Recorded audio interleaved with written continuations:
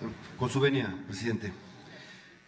La verdad es que el dictamen es correcto, pedir información tanto al Instituto Nacional de Migración como a la Comisión de Derechos Humanos sobre estos lamentables hechos.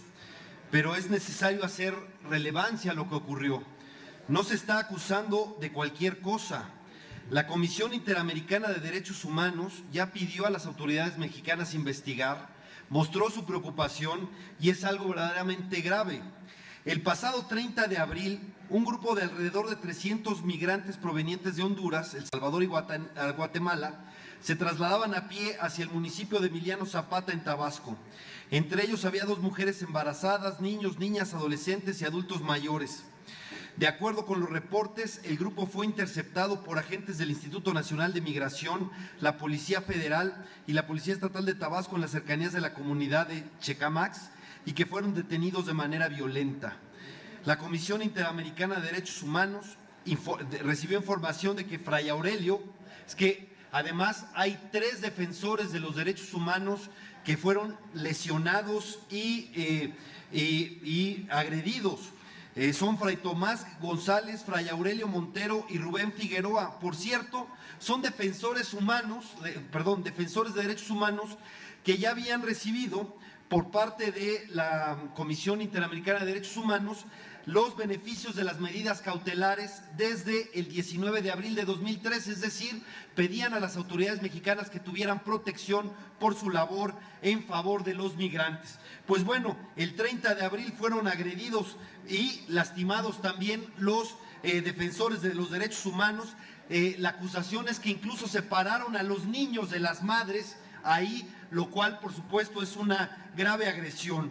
Y el dictamen lo que está pidiendo es información oficial al Instituto Nacional de Migración y a la Comisión Nacional de Derechos Humanos. Es correcto, pero hay información por parte de ya organismos, ONGs de derechos humanos, por ejemplo de la Comisión Mexicana para la Defensa y Promoción de los Derechos Humanos y otros que nos hablan de que la agresión fue violando incluso la ley, porque hay que recordar que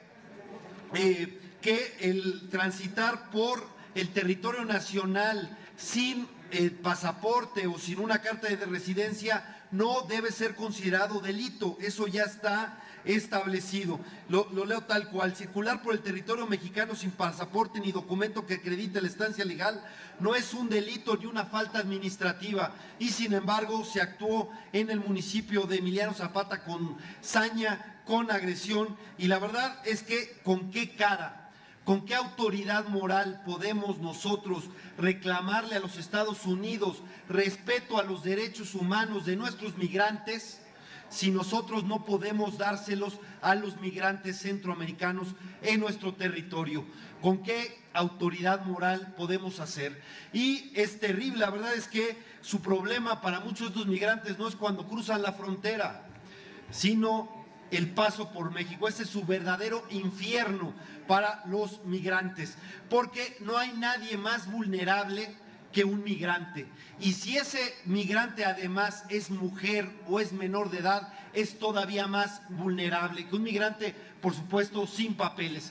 Por eso, por esa actitud y yo diría de incongruencia tremenda, porque pedimos un trato en Estados Unidos para nuestros migrantes que no les otorgamos a los migrantes centroamericanos, es que quise resaltar este punto de acuerdo que presentaron la senadora Angélica de la Peña y el senador Armando Ríos Peter. Vamos a pedir, esperamos que pronto llegue la información oficial del Instituto Nacional de Migración y de la Comisión Nacional de Derechos Humanos.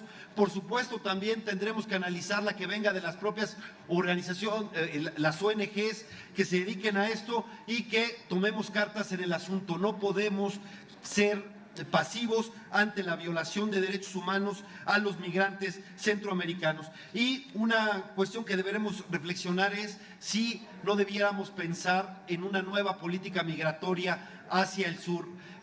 La verdad es que no somos, tendremos que aceptarlo, no somos capaces de mantener la frontera sur sellada, digamos, que evitar que entren migrantes sin papeles. No podemos evitarlo, pero lo que sí podemos buscar es que no entren por los caminos de las de las redes del crimen organizado, en donde en muchos casos ya los entregan para ser extorsionados, secuestrados o para la trata de personas. Podemos evitar que entren por la puerta de atrás, podríamos buscar que entraran por la puerta de adelante y que solo con su pasaporte pudieran entrar y tener un permiso para que estén en el país por 1 o 2 meses y que entren por la puerta grande y no entren por las vías luego donde el mismo crimen organizado, insisto, los extorsiona, etcétera. Y por supuesto revisar bien las policías, porque hay también denuncias en donde la policía de migración está coludida con algunas organizaciones del crimen. Se han dado casos